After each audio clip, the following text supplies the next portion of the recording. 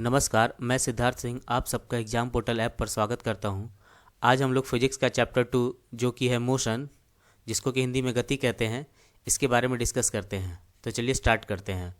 Motion में पहला क्या आता है? रेस्ट को हिंदी में क्या कहते हैं हम लोग? विश्राम अवस्था। तो इसका डेफिनेशन देखते हैं। If the position of an object is not changing with respect to time, that means object is at rest with respect to time. Hindi में क्या है? यदि किसी वस्तु की स्थिति अन्य वस्तुओं की अपेक्षा समय के साथ नहीं बदलती तो उस वस्तु को क्या कहा जाता है? वो वस्तु विश्राम में है, वो वस्तु विराम में है। आइए इसको ग्राफ के माध्यम से देखते हैं हम लोग। तो ये हमारा पोजीशन ग्राफ ऑफ रेस्ट है, ग्राफ ऑफ विश्राम।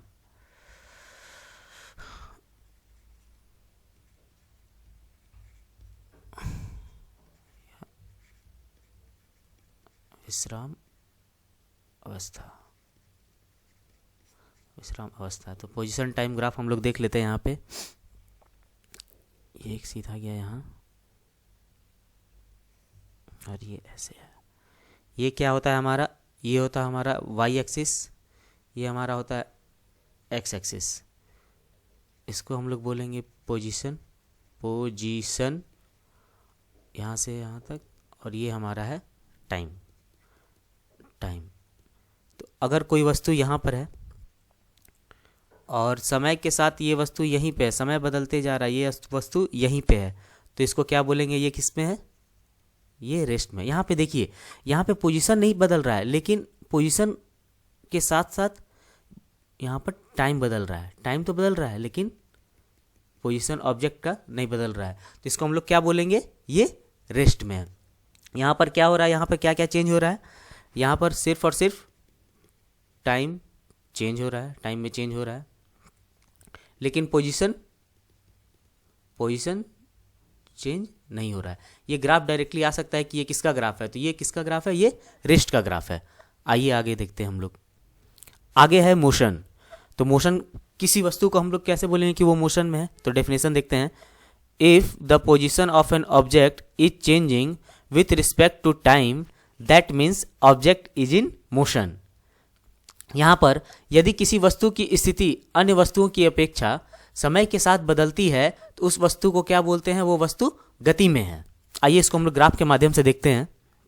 ये क्या है? Graph of motion, graph of motion. इसको क्या बोलेंगे? गति, ग्राफ ऑफ मोशन। तो ये हमारा फिर से यहाँ पे पोजीशन टाइम ग्राफ हो जाएगा।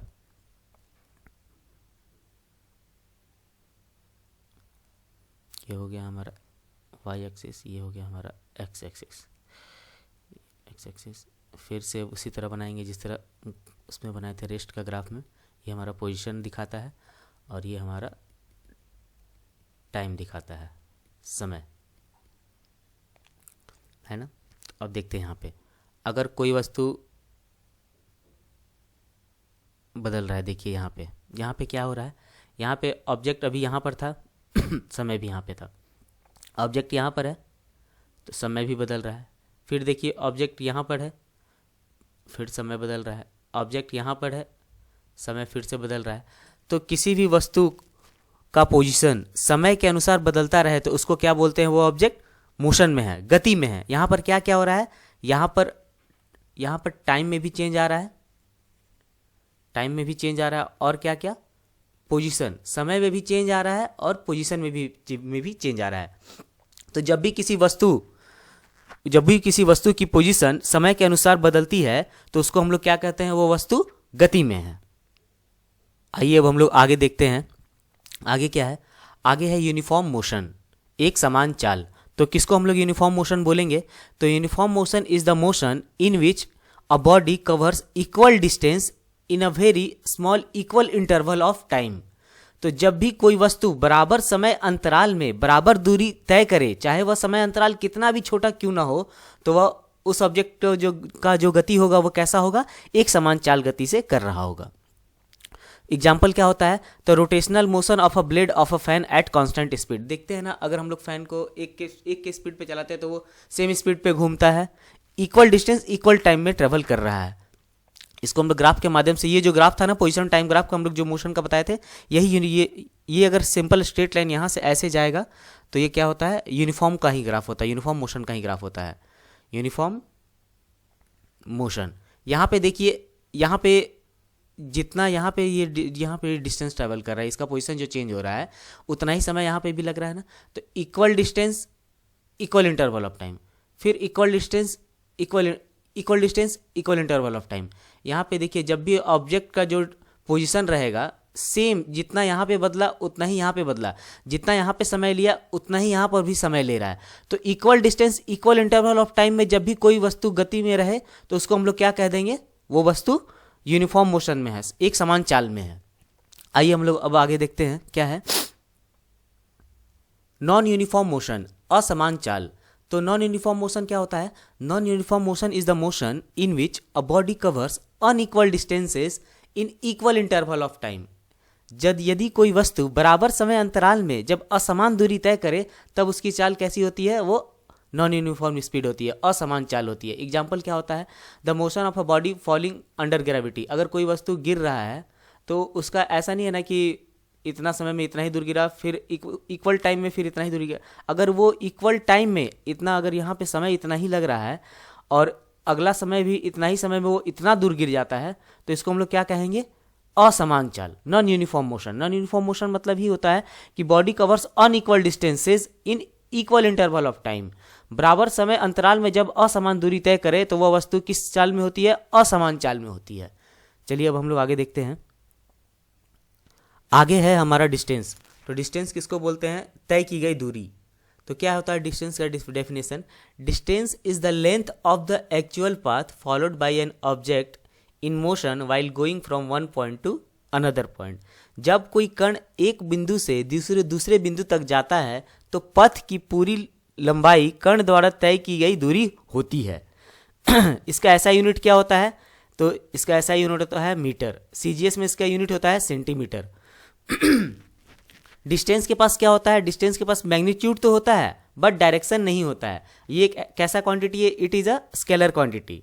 तो देख लीजिए, तय की गई दूरी एक अदिश राशि है क्योंकि इसमें केवल और केवल परिमाण होता है, इसमें डायरेक्शन नहीं होता है। आइए इसको हम लोग देखते हैं क्वेश्चन के माध्यम से। अगर कोई वस्तु, ये पॉइंट ए है, अगर कोई वस्तु ए से यहां तक गया बी तक, अगर कोई वस्तु ए से लेके बी तक गया तो इसका डिस्टेंस कवर क्या हो जाएगा, मान लीजिए ये यहाँ पे 5 मीटर है तो यहाँ पे डिस्टेंस क्या हो जाएगा, अगर कोई वस्तु ए से बी तक गया तो डिस्टेंस कितना हो जाएगा, 5 मीटर। इसी को डिस्टेंस बोला जाता है। डिस्टेंस में क्या होता है, सिर्फ और सिर्फ मैग्नीट्यूड, परिमाण होता है, एक न्यूमेरिक वैल्यू होता है, कि यहाँ पे नंबर होता है। आगे देखते हैं अब हम लोग। आगे है डिस्प्लेसमेंट। डिस्प्लेसमेंट को क्या बोलते हैं हम लोग, तो इसको बोलते हैं विस्थापन हिंदी में। Displacement is the shortest distance from the initial point two the final point of movement of a body. Hindi में क्या है, किसी कण द्वारा तय की गई न्यूनतम दूरी, कौन सा दूरी, न्यूनतम दूरी विस्थापन कहलाता है। या किसी कण की प्रारंभिक एवं अंतिम बिंदु के बीच की किसी भी कण की इनिशियल पॉइंट, इनिशियल प्रारंभिक एवं अंतिम फाइनल पॉइंट के बीच की न्यूनतम दूरी, स्मॉलेस्ट डिस्टेंस को क्या कहा जाता है, विस्थापन कहा जाता है। विस्थापन एक कैसा राशि है, ये एक वेक्टर क्वांटिटी है, सदिश राशि है, क्योंकि विस्थापन का परिमाण और दिशा दोनों होता है। इसमें डायरेक्शन भी होता है और परिमाण, इसमें न्यूमेरिक वैल्यू भी होता है, मैग्नीट्यूड भी होता है। आइए हम लोग डिस्टेंस और डिस्प्लेसमेंट के बारे में डिफरेंस देख लेते हैं। डिस्टेंस और डिस्प्लेसमेंट में बहुत ही कन्फ्यूजन रहता है और इससे क्वेश्चंस आते ही आते हैं एग्जाम में। आइए हम लोग देखते हैं। अगर कोई वस्तु, ये ए पोजीशन है, अगर कोई वस्तु ए से बी तक गया पहले, और बी से फिर दाहिने मुड़ गया, अपना राइट मुड़ गया, और राइट मुड़ के सी तक आया। मान लेते हैं ए से बी तक का दूरी कितना है, 5 मीटर, और बी से सी तक का दूरी कितना है, 12 मीटर, 6 मीटर नहीं, इसको लेते हैं हम लोग 12 मीटर, 12 मीटर। तो अब देखिए यहाँ पे अगर कोई ऑब्जेक्ट ओ है, ओ यहाँ से ए से पहले बी तक गया और बी से फिर यहाँ यहाँ पे राइट टर्न लिया, दाहिना मोड़ लिया और सी तक गया। सी तक कितना गया? 12 मीटर गया। तो इसके द्वारा तय की गई दूरी, डिस्टेंस क्या हो जाएगा? यहाँ पर डिस्टेंस हो जाएगा A B plus B C, 5 plus 12 कितना हो जाएगा? 17 मीटर। और यहाँ पे डिस्प्लेसमेंट बोल जाएगा। डिस्प्लेसमेंट अभी हम लोग देखे थे, डिस्प्लेसमेंट किसको बोलते हैं? विस्थापन क्या क्या क्या कहलाता है? दो बिंदुओं के, जैसे प्रारंभिक इनिशियल और फाइनल पॉइंट के बीच की न्यूनतम दूरी को हम लोग क्या कहते हैं? विस्थापन कहते हैं।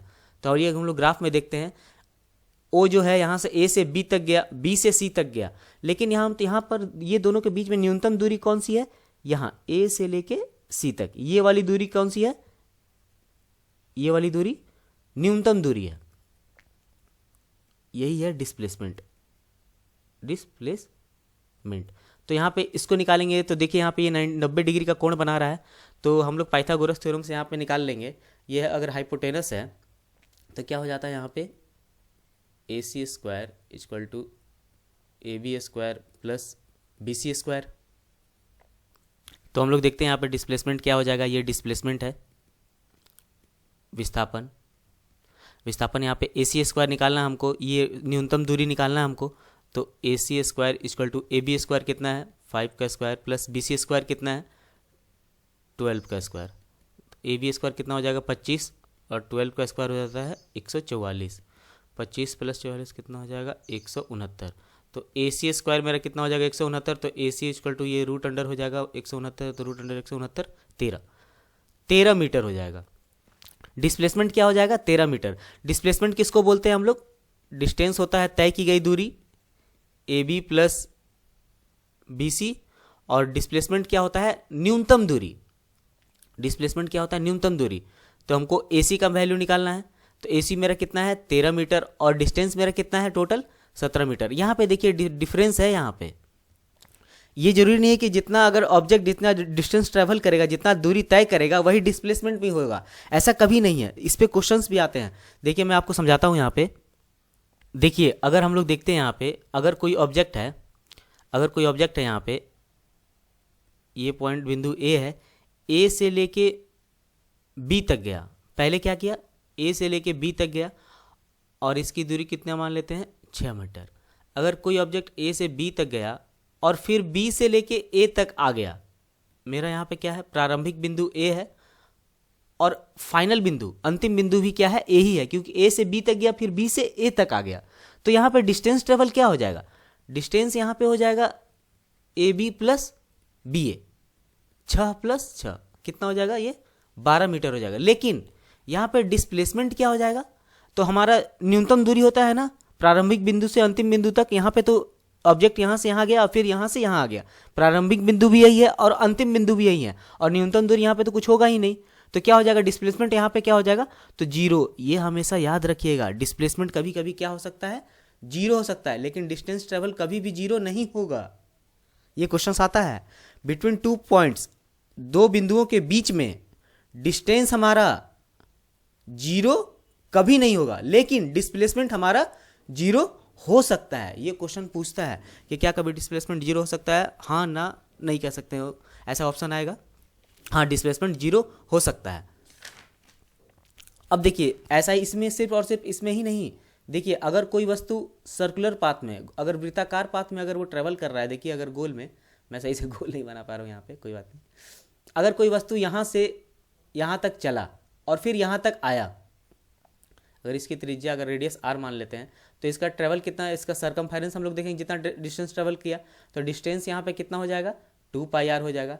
लेकिन डिस्प्लेसमेंट क्या हो जाएगा? देखिए प्रारंभिक बिंदु भी यही है और अंतिम बिंदु भी यही है, तो यहाँ पे डिस्प्लेसमेंट क्या हो जाएगा? 0 हो जाएगा। समझ में आया? आइए इसके बारे में कुछ हम पॉइंट डिस्कस कर देते हैं डिस्प्लेसमेंट और डिस्टेंस के बारे में, जो कि एग्जाम पॉइंट ऑफ व्यू से बहुत ही इंपॉर्टेंट है, ये आएगा एग्जाम में। तो अभी हम लोग क्वेश्चंस के माध्यम से देखें, क्या क्या देखें। तो तय की गई दूरी हमारा क्या? तय की गई दूरी हमेशा हमारा क्या होगा? पॉजिटिव होगा। ये हमारा 0 कभी नहीं होगा और निगेटिव कभी नहीं होगा। लेकिन विस्थापन डिस्प्लेसमेंट हमारा क्या हो सकता है? पॉजिटिव भी हो सकता है, 0 भी हो सकता है, और तो और निगेटिव भी हो सकता है। इसका एग्जाम्पल मैं देता हूँ आपको। देखिए अगर कोई ऑब्जेक्ट अगर सेम पाथ दूरी में जा रहा है, सेम दूरी में जा रहा है, अगर स्ट्रेट लाइन में जा रहा है, स्ट्रेट लाइन में जा रहा है, तो देखिए ए से यहाँ बी तक गया, तो यहाँ पर देखिए ये कभी कभी ये इक्वल भी होता है, डिस्टेंस और डिस्प्लेसमेंट इक्वल भी होता है। ए से बी तक गया, अगर ये 8 मीटर है तो यहाँ पर डिस्टेंस भी कितना हो जाएगा 8 मीटर, और डिस्प्लेसमेंट भी कितना हो जाएगा 8 मीटर, क्योंकि न्यूनतम दूरी प्रारंभिक और अंतिम बिंदु के बीच में, इनिशियल एंड फाइनल पोजीशन के बीच में जो न्यूनतम दूरी स्मॉलेस्ट डिस्टेंस होता है उसी को हम लोग क्या बोलते हैं, डिस्प्लेसमेंट बोलते हैं। तो यहाँ पे डिस्टेंस और डिस्प्लेसमेंट इक्वल हो सकता है। तो क्वेश्चन पूछेगा क्या डिस्टेंस और डिस्प्लेसमेंट इक्वल हो सकता है, हाँ।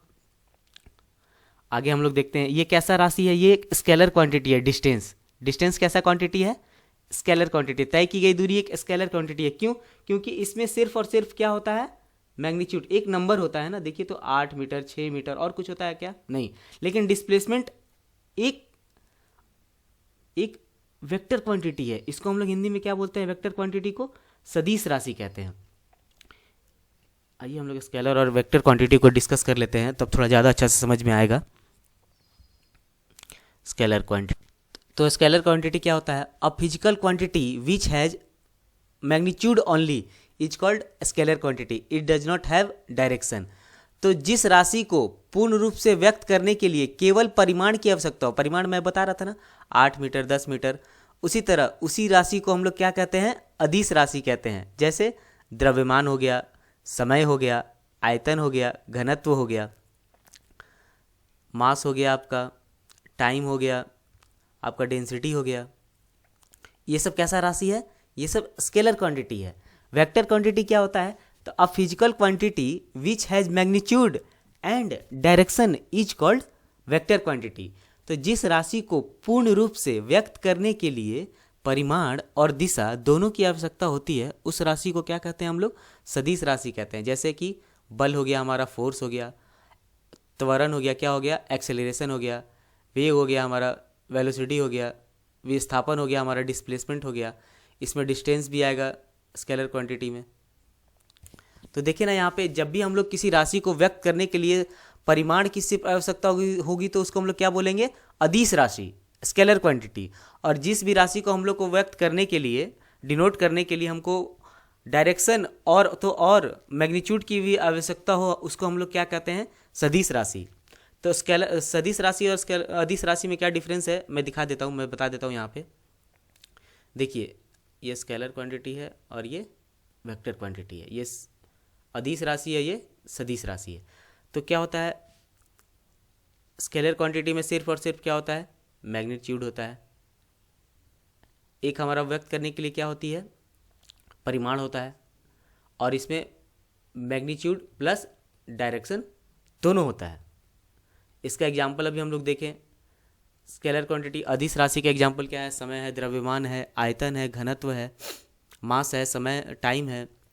उसी तरह वेक्टर क्वांटिटी में क्या है, फोर्स है, त्वरण एक्सेलरेशन है, वेग है, विस्थापन डिस्प्लेसमेंट है। समझ में आया? आइए अब हम लोग आगे देखते हैं। आइए अब हम लोग स्पीड देखते हैं। चाल, स्पीड क्या होता है, speed is the distance covered by a body in unit time. Speed क्या होता है, स्पीड होता है एक बॉडी के द्वारा डिस्टेंस कवर किया गया कितना, यूनिट टाइम में, उसको क्या बोलते हैं हम लोग, स्पीड बोलते हैं। यूनिट टाइम मतलब पर सेकेंड, एक सेकेंड में जितना दूरी तय करेगा उतना वो स्पीड होता है। मीटर पर सेकंड इसका स्पीड यूनिट होता है। देखिए स्पीड इक्वल टू क्या होता है, total distance cover by total time taken. इसका ऐसा यूनिट क्या होता है, ऐसा यूनिट होता है मीटर पर सेकंड, और सीजीएस में इसका यूनिट होता है सेंटीमीटर पर सेकंड। स्पीड के पास क्या होता है, मैग्नीट्यूड होता है, लेकिन इसका डायरेक्शन नहीं होता है, इसलिए इसको हम लोग क्या बोलते हैं, स्केलर क्वांटिटी, अदिश राशि। इसको हम लोग क्या बोलते हैं, अदिश राशि। उसी तरह एवरेज स्पीड मेरा क्या होता है, तो average speed is the ratio of total distance cover by a body by total time taken. क्या होता है, अगर इसमें हम लोग देख लेते हैं, अगर एक बॉडी डिस्टेंस कवर करता है S1 T1 टाइम में, और देन डिस्टेंस ट्रेवल करता है S2 T2 टाइम में, तो इसका एवरेज स्पीड क्या हो जाएगा, T1 plus average speed over the time T1 plus T2 इसका हो जाएगा total distance cover. Total distance cover हम लोग ले लेते हैं S1 प्लस S2, और ये total time taken, t1 plus t2, ये हमारा क्या हो जाता है, एवरेज स्पीड। उसी तरह वेलोसिटी क्या होता है, वेलोसिटी एक स्पीड ही है लेकिन इसमें डायरेक्शन होता है। Velocity is the distance cover by a body in a given time, in a given direction in unit time. देखिए इसमें डायरेक्शन आ गया ना, तो ये कैसा राशि हो जाएगा, ये सदिश राशि हो जाएगा, वेक्टर क्वांटिटी हो जाएगा। Thus it is a displacement in unit time और the rate at which the displacement takes place with respect to time. अगर distance cover per unit time हो जाता है तो वो स्पीड हो जाता है, और displacement cover per unit time हो जाता है तो वो क्या हो जाता है, वेलोसिटी, वेग। इसी को हिंदी में हम लोग क्या बोलते हैं, वेग, और इसको हम लोग स्पीड को क्या बोलते हैं, चाल। ये क्या होता है, चाल। ये एक हमारा, ये याद रखिएगा, स्केलर क्वांटिटी, ये अदिश राशि है, और वेलोसिटी हमारा क्या है, सदिश राशि है। आइए आगे हम लोग देखते हैं, इसका भी ऐसा यूनिट मीटर पर सेकंड होता है, और सीजीएस में सेंटीमीटर पर सेकंड होता है। वेलोसिटी के पास देख लीजिए मैग्नीट्यूड भी होता है और डायरेक्शन भी होता है, इसलिए इसको हम लोग क्या बोलते हैं, वेक्टर क्वांटिटी, सदिश राशि। ये हमारा क्या है, सदिश राशि है। तो वेलोसिटी बराबर क्या होता है, डिस्प्लेसमेंट बाई पर टाइम, ठीक है। When a body moves without a change of direction of motion, the magnitude of the velocity of the body equals to the speed of the body. अगर किसी भी वस्तु की चाल एक ही डायरेक्शन में हो रही है और उसमें डायरेक्शन चेंज नहीं हो रहा है, तो यहाँ पे वेलोसिटी, वेग भी इक्वल वही होगा और स्पीड भी वही होगा, क्योंकि यहाँ पे डायरेक्शन तो नहीं चेंज हो रहा है, तो वेलोसिटी भी सेम होगा और स्पीड भी सेम ही होगा। अगर लेकिन जब भी अगर डायरेक्शन चेंज हो जाता है तो वहाँ पे क्या हो जाएगा, स्पीड तो चेंज नहीं होगा लेकिन वेलोसिटी वहाँ पर चेंज हो जाएगा। When there is a change in the direction of motion of a body as a body moves along a curve, curve मतलब कि घूम जाए, और follow a zigzag direction, zigzag मतलब ऐसे ऐसे ऐसे ऐसे डायरेक्शन चेंज होते रहे path, the speed of the body is greater than the magnitude of the velocity of the body. यहाँ पे वेलोसिटी चेंज हो रहा है, यहाँ पे वेलोसिटी चेंज होगा तो स्पीड क्या हो जाएगा, स्पीड तो ज़्यादा होगा लेकिन वेलोसिटी यहाँ पे चेंज होते रहेगा, यहाँ पे छोटा बड़ा होते रहेगा। The velocity of the body can be change by changing the speed. अगर हम वेलोसिटी कब कब चेंज कर सकते हैं, स्पीड चेंज करके, डायरेक्शन चेंज, अगर डायरेक्शन मेरा सेम है तो हम लोग स्पीड चेंज करके हम लोग वेलोसिटी को चेंज कर सकते हैं। उसी तरह यहाँ पे देखिए क्या है, when a body falls under gravity its speed increases. Free falling body देखते हैं ना, अलग अलग स्पीड से गिरता है, यहाँ पे एक्सेलरेशन होता है यहाँ पे 9 मीटर पर सेकंड स्क्वायर से, जी का वैल्यू जो होता है हमारा ग्रेविटी, तो यहाँ पे हमारा स्पीड बदल रहा है, तो यानी कि यहाँ पे क्या हो जाएगा, वेलोसिटी चेंज हो रहा है ना। जब हम लोग स्पीड को बदलते हैं तो वेलोसिटी चेंज होता है। आगे देखते हैं हमारा वेलोसिटी कैसे कैसे चेंज होता है। जब पहला हम लोग देखें, जब स्पीड चेंज हो जाता है तो हमारा वेलोसिटी भी चेंज हो जाता है। अब हम लोग वेलोसिटी कैसे चेंज कर सकते हैं, जब हम लोग डायरेक्शन को बदलेंगे, changing the direction of motion keeping the speed constant. अगर हम लोग स्पीड कांस्टेंट रखते हैं और लेकिन डायरेक्शन बदल देते हैं तो वहाँ पे वेलोसिटी क्या होता है, हमारा चेंज हो जाता है। फिर changing both the speed and direction of motion of the, अगर हम स्पीड भी बदल रहे हैं और डायरेक्शन भी बदल रहे हैं तो हम वेलोसिटी को क्या कर रहे हैं, बदल रहे हैं। वही हिंदी में लिखा हुआ है। चाल क्या होता है, किसी वस्तु द्वारा एक छोटे समय अंतराल में एक तय की गई दूरी, उस समय अंतराल के अनुपात को उस वस्तु की चाल कहते हैं, इसी को स्पीड कहते हैं। औसत चाल वही मैं जो अभी ऊपर बताया, किसी वस्तु द्वारा किसी समय अंतराल में तय की गई दूरी, उस समय अंतराल के अनुपात को उस वस्तु की औसत चाल कहते हैं। यहाँ तक कंप्लीट हो गया। अब हम लोग देखते हैं एक्सेलरेशन, त्वरण। एक्सेलरेशन क्या होता है, तो acceleration is the rate of change of velocity. यहाँ पे देख लीजिए, rate of change of speed नहीं है, rate of change of velocity with respect to time is called acceleration. इसी को हम लोग क्या कहते हैं, त्वरण। तो एक्सेलरेशन क्या होता है, if a body moves in a straight line, अगर बॉडी स्ट्रेट लाइन में मूव कर रहा है, इसका एक्सेलरेशन ए इक्वल टू क्या हो जाएगा, where u is the initial velocity, u क्या हमारा प्रारंभिक वेग है, and v is the velocity of the body after time t।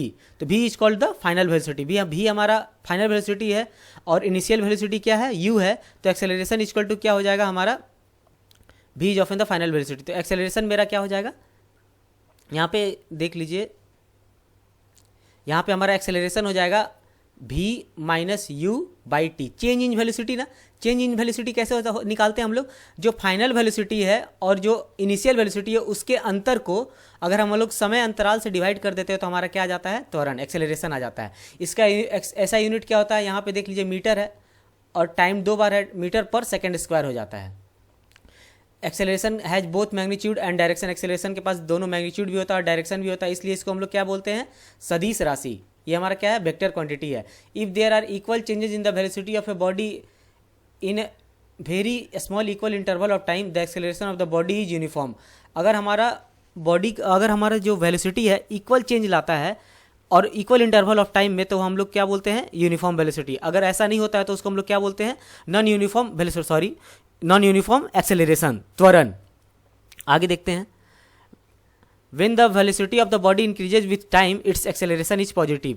अगर हम लोग देखते हैं ना, गाड़ी अगर हम लोग एक्सेलरेट करते हैं, अगर ज़्यादा स्पीड करते हैं तो हमारा एक्सेलरेशन बढ़ते जाता है। वही हम लोग जब ब्रेक लगाने वाले रहते हैं तो डी एक्सेलरेट करते हैं ना, तो वो हमारा एक्सेलरेशन निगेटिव होता है। यहाँ पे क्या होता है, पॉजिटिव। यहाँ पे जब हम लोग स्पीड बढ़ा रहे हैं तो हमारा एक्सेलरेशन कैसा होता है, वेलोसिटी बढ़ा रहे हैं, एक्सेलरेशन हमारा होता है पॉजिटिव। अगर हम लोग स्पीड कम कर रहे हैं, वेलोसिटी कम कर रहे हैं, तो हमारा क्या होता है, एक्सेलरेशन निगेटिव। वही दिया हुआ है यहाँ पे। अब इन द वही चीज़, सेम चीज़ है ये।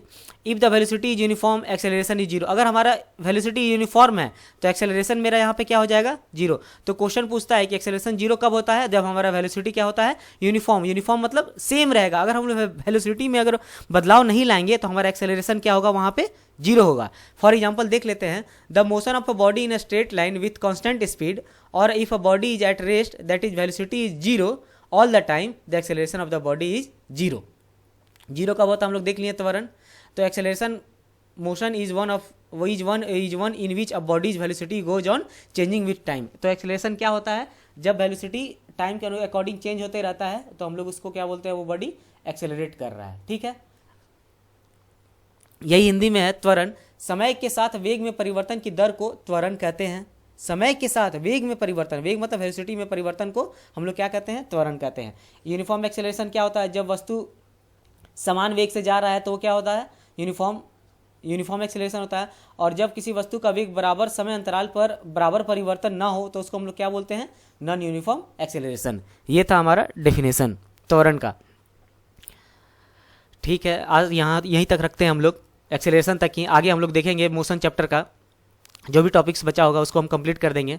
तो ये रहा हमारा एग्जाम पोर्टल ऐप, शानदार ऐप। इसमें हमारा बहुत ही शानदार बैच चल रहा है उत्पाद सिपाही का, जिसको आप लोग एग्जाम पोर्टल ऐप को डाउनलोड कर सकते हैं हमारा गूगल प्ले स्टोर से, और इसमें आप जाकर एक्सप्लोर कर सकते हैं जिनमें विभिन्न प्रकार के बैचेज हमारे चल रहे हैं। उसमें से एक ही बहुत हमारा शानदार बैच है जीएसएससी उत्पाद सिपाही एक्साइज कांस्टेबल, फुल कोर्स चल रहा है, जिसमें हमारा सामान्य ज्ञान भी चल रहा है, झारखंड सामान्य ज्ञान भी चल रहा है। सामान्य विज्ञान तो मैं ले ही रहा हूँ, और सामान्य ज्ञान गणित भी चल रहा है। अगर इसको आप लेते हैं तो अभी 850 रुपये में मिल रहा है, तो आप इस ऐप को इंस्टॉल करके और ये हमारा शानदार बैच को ले सकते हैं। चलिए, धन्यवाद।